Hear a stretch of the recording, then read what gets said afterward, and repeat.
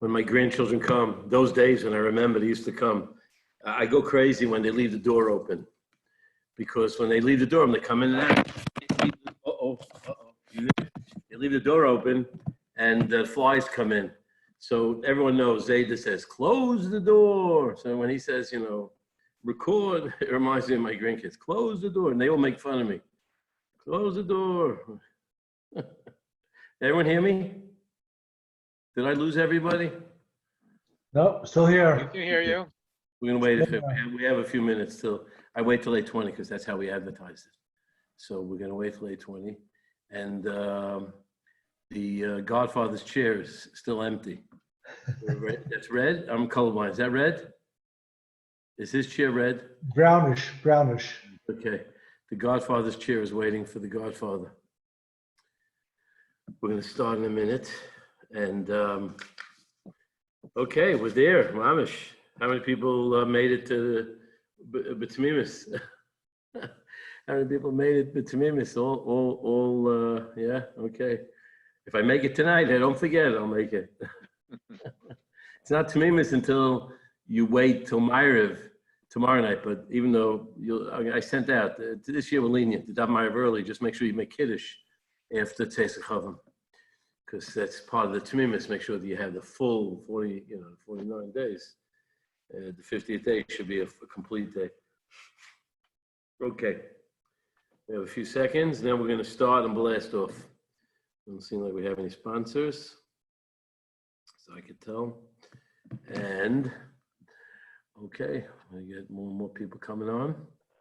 See, we have the Hutmans here tonight. We have the Blocks and the Simons and the Kates. Jake, I take attendance. I know when people come, when they don't come. It's good to see you, Jake. You got yourself a haircut, it looks like. I don't hear you. There's a few hairs left. Okay. It's just, God, your barber, is that it? God is my barber. The lawnmower. Okay, here we go. I'm muting everyone. We'll open it up at the end so everyone can talk. Okay, so this is it. We made it. Hopefully, we'll remind everyone to count Shira, and even if you didn't count, you made it. We're here. Mitzvah Shem. Tomorrow night is Shavuos. And what I want to talk about tonight is an interesting concept. And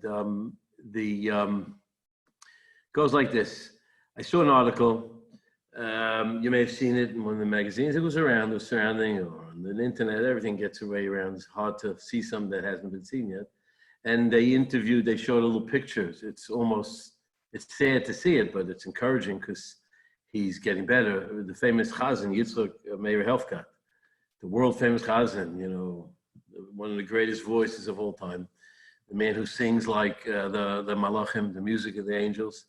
And he had corona, and his lungs, can resonate. It could break windows probably, hit the high C, and they interviewed him and they show him with tubes coming out. He has oxygen, and he made reference to, I'm not sure it's a true story. I saw it in a meme, but others allege the story, but it's a apocryphal story.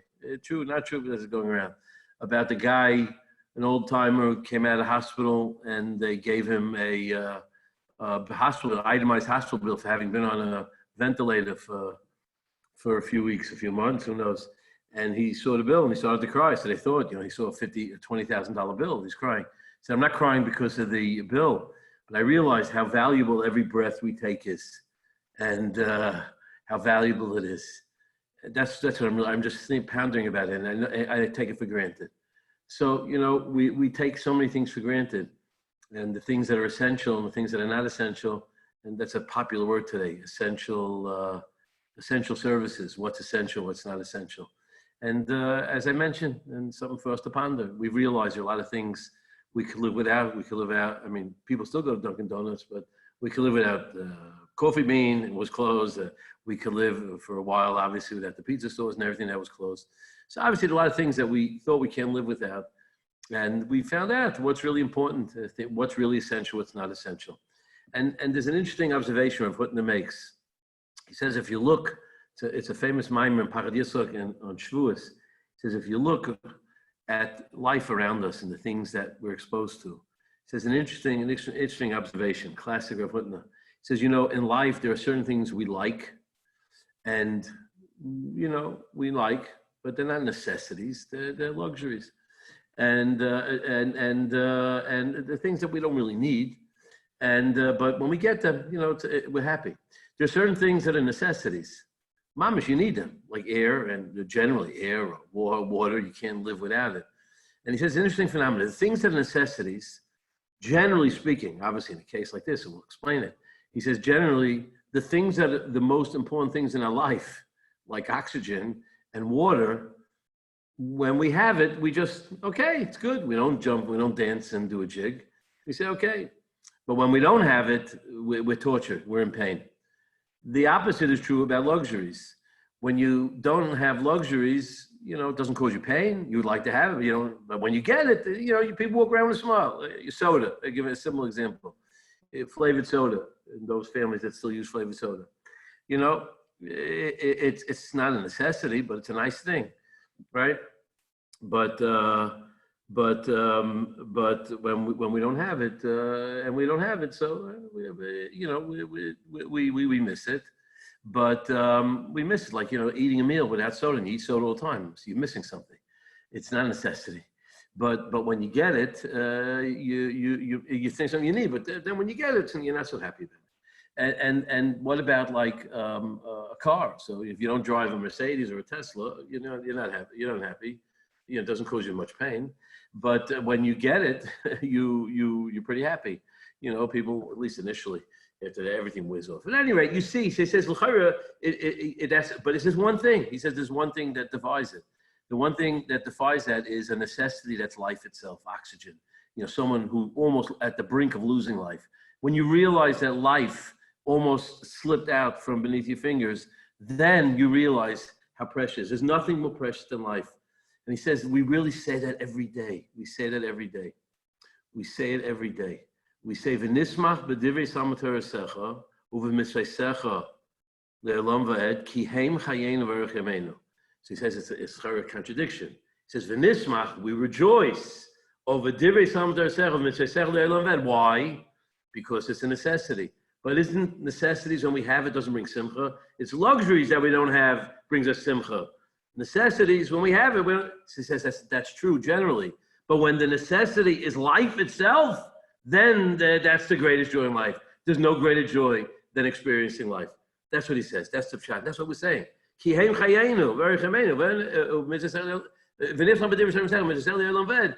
if you realize that it's life, then even though it's a necessity, but that necessity is not according to the regular rule of necessities, things that we think we need, that when you have them, it's fine. And when you don't have them, okay, you know, you don't get so excited. When it's a necessity that life itself is dependent on, that you mamish, you can't live without it, then when it's at the brink of being lost, kiheim chayenu, that's mamish life itself. And that's really what Torah is. And the question is, how many of us realize that life, Torah is not just an extra credit in our life, it's not just an extra detail, some sort of obligation, but you look at life as if it's, and mitzvah says, your life force, the oxygen that oxygenates your blood, your lungs. So I saw a beautiful story in the recent magazine. A woman, a young woman, it seems like a girl, Rivki Cherik. She wrote about a memory about her grandfather. Her grandfather grew up in the early 1900s, and he was 4 years old when he was stricken with the Spanish influenza, the Spanish flu. And he was gonna die. He was gonna die. They thought he was dead. They even gave an extra name to him. His name was Bill Cherik. I don't know if anyone's here from St. Louis. His name is Bill Cherik. And she writes the following. He says the doctor came to the house to examine him. It was a Friday night. They were observing Shabbos. The doctor, I'm not sure he was Jewish or not. And he examined, he says, "I'm sorry, you know, he's barely breathing. He's pale. He has the Spanish flu. There's nothing I can do for you." And he notices the candles. He says, "You know, you're religious. You better pray to the only one that can help you, God." So they pray and they change his name. And then the grandmother, this Bill, the great-grandmother, the one who's writing it, her great-grandmother, makes a vow. And she says that if my son, his name was, they added the name Chaim, his name was Zev, that's like Bill. And then Chaim, they added Chaim Zev. Said if he survives, listen to this.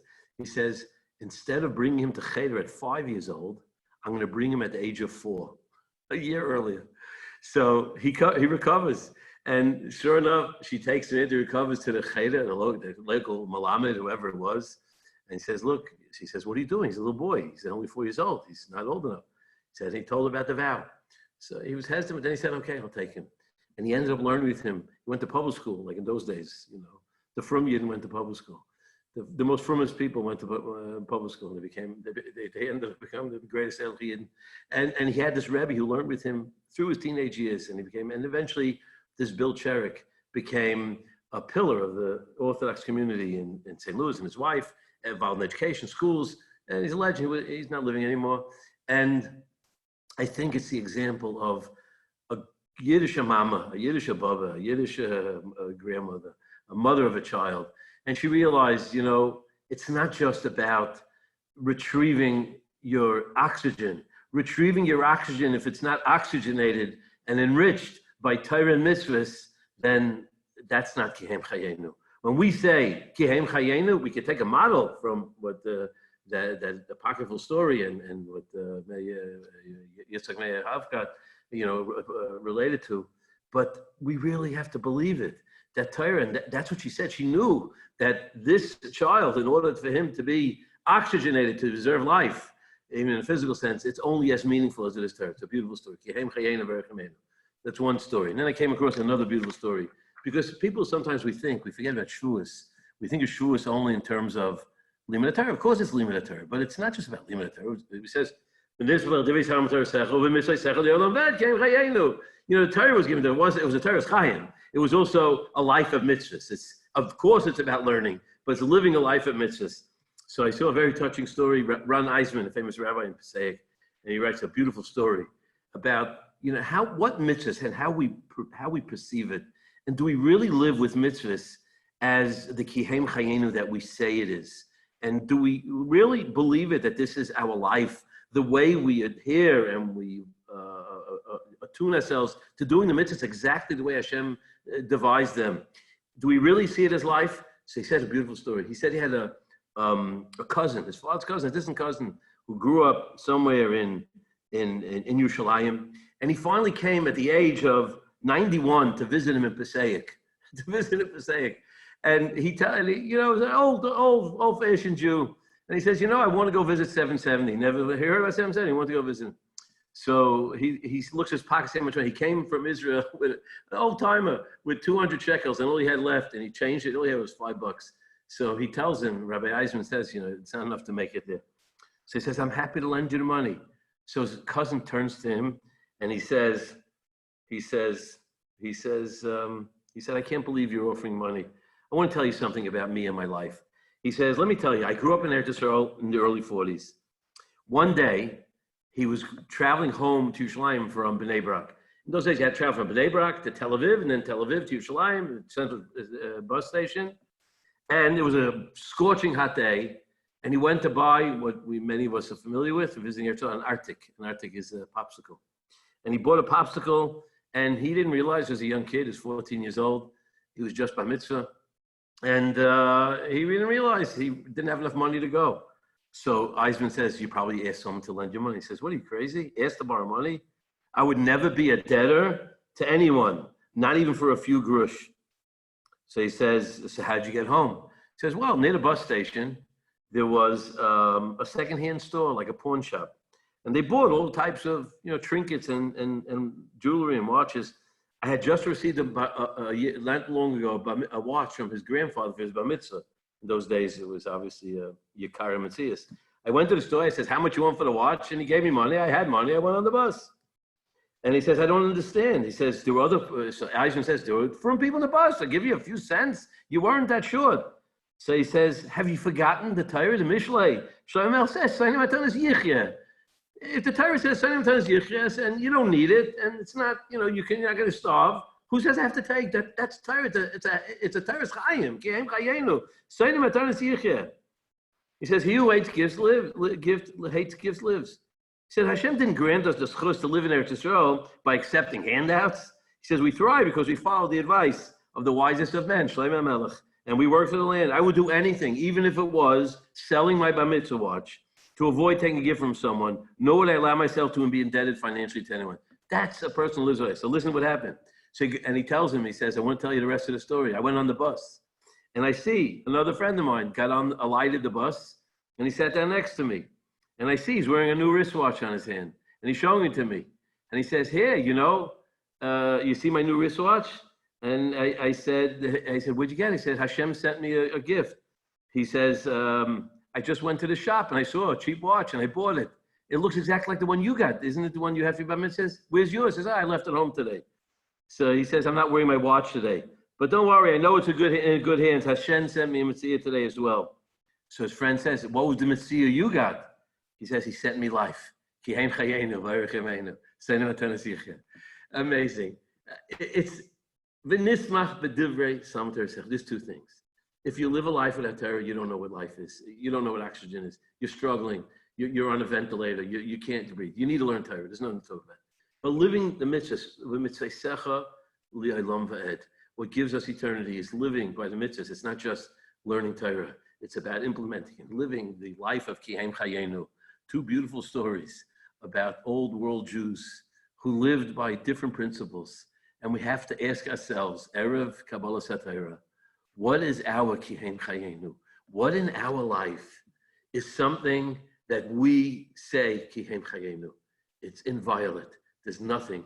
This is the Ratzon Hashem for me, and this is oxygen. You want to take it out, then you're pulling the plug. You're pulling out my trach. There's no way. I can't breathe without it. What in our Avodas Hashem and our mitzvahs do we connect Hashem in that way? For some people it's Lashon Hara. For some people, not to Hashem. For some people it's tefillah. I'm missing a minyan. But every one of us we have to, and again, it's not just that. It's all of the mitzvahs. But we have to ask ourselves, do we live a life where we look at the opportunities we have not simply as simple necessities that we take for granted, or we see it as life itself? Is it life itself? V'nismach b'divrei samater secha biava, we say in the Sosfar. And that's what it is. This is what we have to work on. All of us have the Ki Haim Chayenu moments in our life. There's no question. We have to think back and contemplate and realize how that's true about every single facet of Avodas Hashem and mitzvahs. Hashem gave us an amazing Torah, and each one of us had those amazing moments where we really felt connected to the ventilator that oxygenated our blood in a way that just, gave us a reason to dance on the table. May we dance on the table, Mitzvah, tomorrow night. Don't tell your spouses that I gave you permission to dance on the table. But we should dance. We should be happy. It's not just, a very important necessity. It's life itself. And when it's life itself, there's what to rejoice in. If you see the Torah and the mitzvahs as life, then you see the simcha. May we be zeicha to the simcha, Matan Torah. I thank everyone for coming, and I say open up the forum here. This actually, some of you may have seen it already. It's what I wrote up for the bulletin. So maybe someone got a sneak preview. There's some people who are on my secret, I won't divulge who, on my secret preview list. And but I added, if you read it, you notice I added another story that they didn't write in this. So I felt indebted. I don't want people who read it to go feel, hey, I want to have to listen to Teichman. It's just a rerun. But so now you can read it and enjoy it. And I hope that, B'meit Hashem, we will all have an amazing. So tomorrow afternoon, we're going to do a little later, a little closer, because you can't make Shabbos, you can't make Yom Tov early tomorrow. So we're going to do a Zoom, and we're going to sing some songs of Torah. It says, V'ata kisochem zashir hazai. Torah is called Shira. And I'm going to pose a question. Everyone can, the form here, I'll hopefully pose it.